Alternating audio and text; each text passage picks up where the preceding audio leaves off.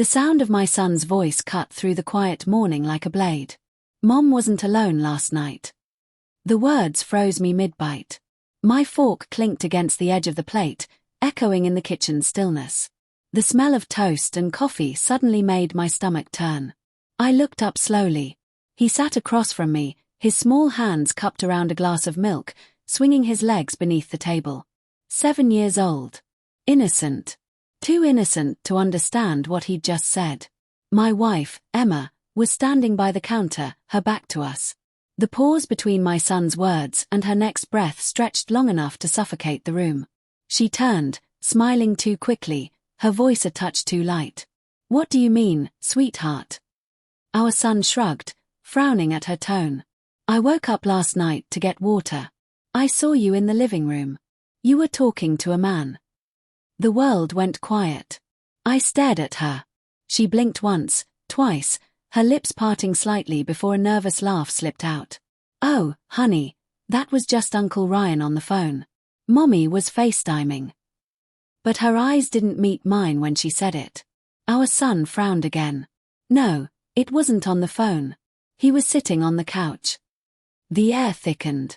My heart began to hammer, each beat sharper than the last. I tried to keep my voice calm, even as a dozen thoughts started clawing through my chest. "Emma." Her gaze darted toward me, then back to our son. "You must have been half asleep, baby," she said quickly. "You probably dreamed it. Remember those weird dreams you get when you sneak candy before bed?" "I didn't have candy," he said, his tone matter-of-fact. "And I wasn't dreaming." She forced a chuckle, too high, too strained. "Okay, enough stories, bud. Eat your breakfast." I watched her carefully. Her hand trembled as she reached for the coffee pot, spilling a few drops on the counter. She didn't notice. My son went back to his cereal, content now that he'd said his piece. But I couldn't eat. My appetite had evaporated, replaced by something heavy and cold sitting in my chest. After I dropped our son off at school, I didn't drive to work. Instead, I parked a few streets away and just sat there, staring through the windshield. Her words replayed in my mind. So did his. He was sitting on the couch. Emma had told me she was working late last night. A last-minute meeting at the hospital, she'd said.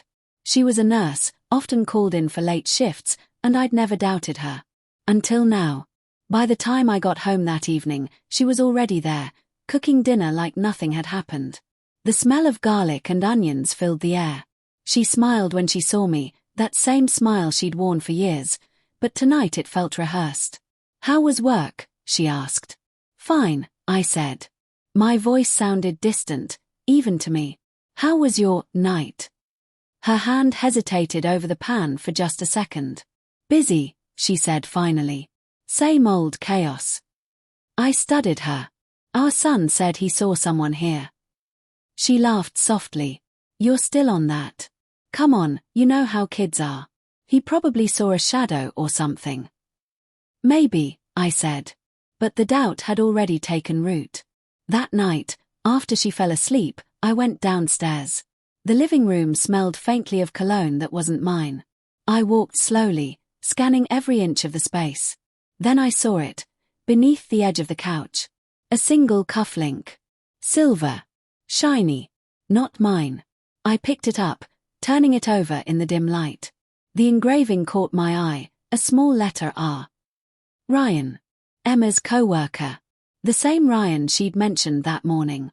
I sank into the couch, staring at that tiny piece of metal like it might start talking. My pulse roared in my ears. I wanted to believe there was some logical explanation, some innocent reason. But deep down, I already knew. The next morning, I dropped our son off again, kissed him goodbye, and drove straight to the hospital. I didn't call ahead. I just parked and waited in my car until I saw her step outside. She was laughing with a man, tall, dark-haired, sharp suit. Ryan. He brushed a hand lightly against her arm as they talked. She didn't pull away.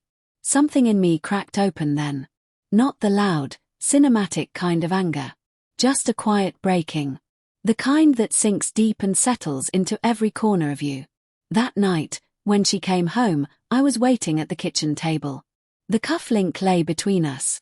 Her eyes flickered to it, and for the first time, she didn't have a ready smile. "Where did you find that?" she whispered. "Under the couch," I said. She closed her eyes, exhaling slowly. "It's not what you think." "Then tell me what it is." He came over to talk. "That's it." "At midnight." Her jaw tightened. It wasn't planned. He's been going through things at work, he needed someone to talk to. I almost laughed. "And I'm sure it had to be here, while your husband and son were asleep." Tears welled in her eyes, but they felt practiced, like she'd cried enough to know how to control it. "It wasn't physical," she said. "I swear. But Her voice cracked. "I don't know what I'm doing anymore." The silence that followed was unbearable. I didn't yell. I didn't ask her to explain further. Because the truth was, I'd already seen everything I needed to see. In her guilt, in her hesitation, in the way she wouldn't meet my eyes. In that moment, I realized betrayal doesn't always come in one big explosion. Sometimes, it seeps in quietly, like a slow leak, until the foundation beneath you is soaked through and unsalvageable. Over the next week, we moved around each other like strangers. Our son noticed. He asked why I was sleeping in the guest room. We told him it was because I snored. He believed it, for now. But I couldn't keep living that lie. One morning, I sat her down before he woke up. "Emma," I said quietly, "I can forgive almost anything. But not dishonesty. Not this kind of betrayal." She didn't argue. She just nodded, tears slipping silently down her cheeks. "I'm sorry," she whispered. "I didn't mean to hurt you." I believed that. But intent didn't erase damage. We agreed to separate for a while, to give her space, give me clarity. But the truth was, I'd already started letting her go. A few nights later, as I packed a bag, our son came into the room holding his stuffed bear. "Are you going away, Dad?" he asked. "Just for a bit," I said, forcing a smile. "But I'll see you all the time. I promise." He looked down, frowning. "Is it because Mom had a friend over?"